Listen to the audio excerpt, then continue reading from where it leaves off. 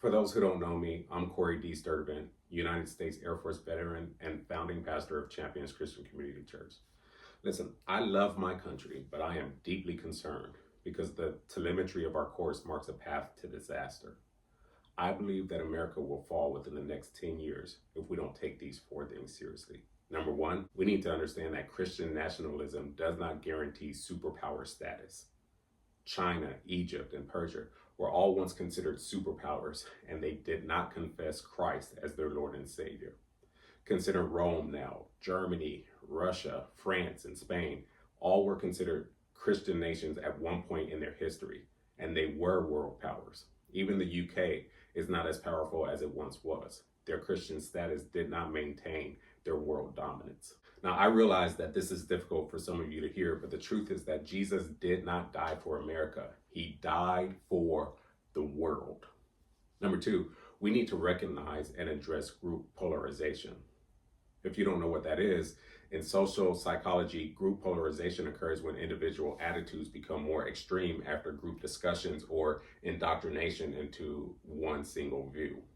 In other words, if you're only listening to one side of the story, you're guilty of destroying the nation that you claim to love so much. Yes, you. Next, let's talk about groupthink. We all know people who don't agree with certain things that their party or their group promotes.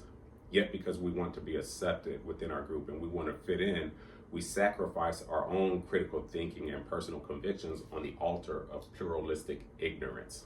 That's to say that you know this isn't right, but you won't speak up because no one else in your group or no one else in your party is speaking up about a particular issue. So that means you're going along to get along, even if you know and deep within your heart you have this gut feeling that something is very wrong. Think about this lastly. On the dollar bill, the words "In God We Trust" take center stage. Well, the behaviors that we've all witnessed over the last 10 to 15 years suggest otherwise. And that's why so many people are taking things into their own hands. We argue that the end justifies the means, but I don't think that God will see it that way in the end. There are consequences, ladies and gentlemen, to every action, be it individual or national. We're in trouble, and it's time to start acting like the land of the free and say what needs to be said freely. It's time to start acting like the home of the brave and have the courage to do what's right, regardless of what others think about it. We will either put our trust back in God, or we're going to do things ourselves and hope for the best. We have, I believe, a good 10 years before we look like every other nation that was once considered a world power. Don't believe me?